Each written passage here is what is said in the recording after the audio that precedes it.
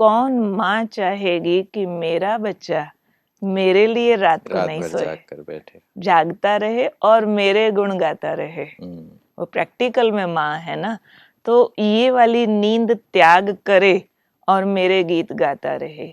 वो माँ के हृदय में क्या है वो राज की बात मैं सुनाती हूँ, क्योंकि वो माँ के साथ देवी है, यानी डिवाइन वैल्यूज में 100% है। तो जिसकी माँ डिवाइन वैल्यूज में 100% होगी, वो ये इच्छा रखेगी कि मेरे बच्चे में भी डिवाइन वैल्यूज 100% होनी चाहिए। जो आज के मनुष्य की सारी वैल्यूज सो गई है, तो माँ की इच्छा होती है कि मेरे बच्चे यानी मनुष्य आत्माएं, उनके अंदर सोई हुई ये वैल्यूज जाग जाएं, जिसको हम कहते हैं अज्ञान की नींद से जाग जाए। जैसे कोई इग्नोरेंट होता है और गलती पे गलती करता रहता है, उसको हम कहते हैं सोया हुआ है क्या, जाग जा। जागना मीन्स समझदार, सोना मीन्स बेसमझी।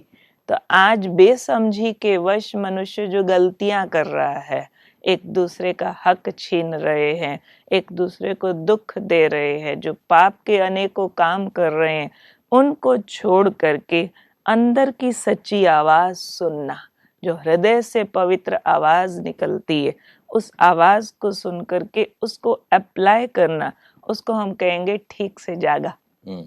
ठीक, अब वो जागा है।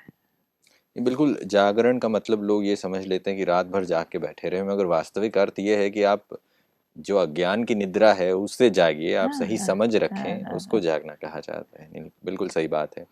जैसे आप कह रहे थे कि कोई भी माँ ये नहीं चाहती कि मेरा बच्चा सिर्फ मेरे लिए कुछ कर रात भर की नींद त्याग करे, मगर हर एक में ये इच्छा होती है, हर माँ में ये इच्छा होती है कि मेरे बच्चे आगे बढ़ें, मेरे से भी आगे बढ़ें, ये इच्छा होती है। एक और विधि, एक और परंपरा जो देखने को मिलती है, लोग घट स्थापना करते हैं और एक अखंड जोत जला के रखते हैं, और ये जो 9 रात्रियां होती हैं, पूरे 9 रात्रि तक ये जोत जली रहती है, इस जोत को बुझने नहीं देते हैं। इसका क्या तात्पर्य है? इसका भी बहुत सुंदर मीनिंग है।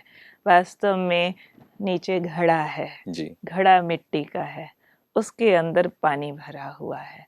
वास्तव में वो ज्ञान अमृत का प्रतीक है। घड़ा हमारी बुद्धि है।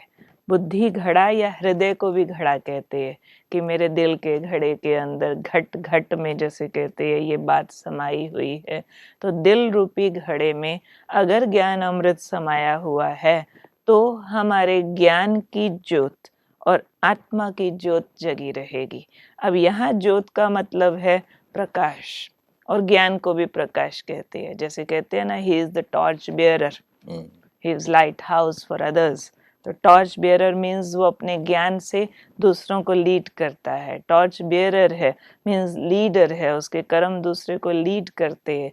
तो में माँ प्रतीक है ज्ञान का, माँ प्रतीक है गहरी समझ का, जिसके कारण से उसके अंदर लव और लॉ का बैलेंस आया है, जिसके कारण से उसकी इतनी सारी शक्ति की भुजाएं दिखाई हुई हैं। और 9 दिन अगर हमने अपने सफल करने हैं, तो वो केवल तभी सफल होंगे जब ज्ञान अनुसार आप अपने चिंतन को चलाएं, यानी ज्ञान की ज्योत जलाएं। ज्ञान की ज्योत जलाना मीन्स हर एक कर्म को आप ज्ञान के साथ कोरिलेट करके करें। इसको हम कहेंगे कि उसने ज्ञान के घट में ज्योत जगाई।